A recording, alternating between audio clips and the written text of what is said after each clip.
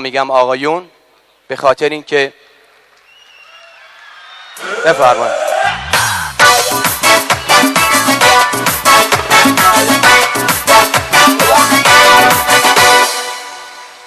بله اینم آقای علی زایه چی ببخشید زیا. بسم الله الرحمن الرحیم. لا حول ولا قوت الا بالله. خیلی خوشحالم که در خدمتتونم به خدا. آره معلوم. واقعا تو زندگی فکر نمی‌کردم این همه آدم باحالی یه جا جمع بشن. یه دست آنچنانی به افتخار خودتون. انرژی تو سالن هاست.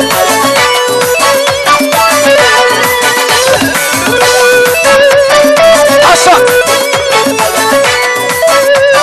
حالا یه سوجاجی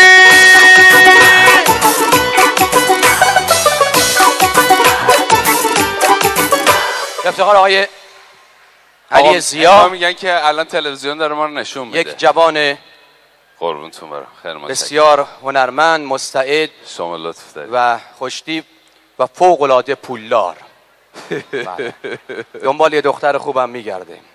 برای من خودش خیلی جوونه. من بدبختی بیچاره پیر پسر شدم، هیچ که دیگه زنم نمیشه. من از شما عزیزان سوال میکنم، آیا شما عزیزان در من ایرادی میبینید؟ خودت کچلی. کچلی عیب نیست. کچل ها کلا 3 دسته هستن. دسته اول کچلایی هستن که جلو سرشون خالیه، اونها اهل تفکرن، خیلی فکر میکنن مثل من. دسته دوم کچل هایی هستن که پس سرشون خالیه، اونها در زمره خوشتیپ ترین افرادن مثل من. و دسته سوم کچل هایی هستن که از اینجا تا اینجا خالیه، اونها انسان های عجیبی هستن. اونا کسانی هستن که فکر میکنن که خوشتیپن. برای کچل ها دست بزنه اب نداره. علی هم امروز تقریبا کچل کرده. انرژی تو دست هاست.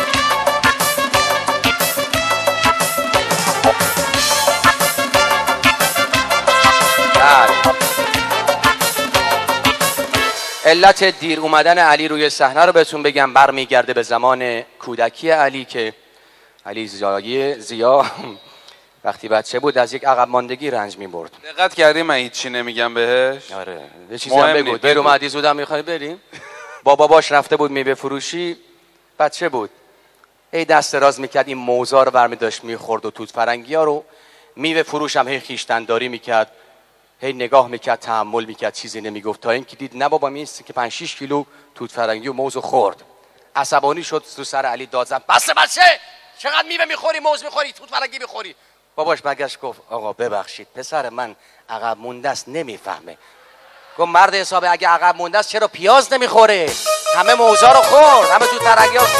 دستا کجا؟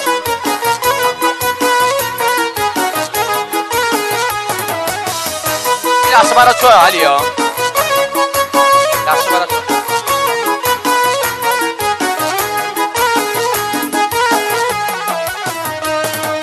من خودمم نه خاطره، من زرهم نه پنجره، من یه هوای تازه ام در انعکاس حنجره. میخوام هوای بابلو ترانه بارون بکنم، شما رو به ضیافت ستاره مهمون بکنم. ستاره میخوام بگم که این صدا هر شکست مال منه، شیشه رخوت شب و سنگ ستاره میشکنه. خونه من همین براست، پیش شما خونه به خونه هاست. متشکرم، خیلی ممنون. خیلی خیلی سپاسگزارم. من رازو داشتم به دوستان میگفتم علی جان، میدونی من از آقایون خواهش کردم راز نگهدار باشن. خیلی ها تعجب کردن که این چرا باید به آقایون گفته باشه. به خاطر اینکه اتفاقا خانم ها بسیار بسیار راز نگهدارتر از آقایونن. بفرمایید. اینکه شلوغ نکن اصغر، اینکه شما گوش بده باقیش با شما، از این بعد من خودم که نمیخوام ضایع کنم. این که شما میبینید بعضی وقتا خانم های راز رو به هم دیگه میگن، در واقع این عزیزان میخوان در حفظ اسرار با هم شریک باشن، نه که بگی میخواد نو بگه.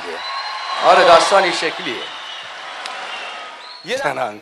میدونی علی آقا، جانم جای تعجب نیست اگر که برای تو دست نمیزنن. من همین الان بگم این سالن بترکه با صدای دست و صوت و جیغ و ای جانم خودم تنهایی قربونش هاست.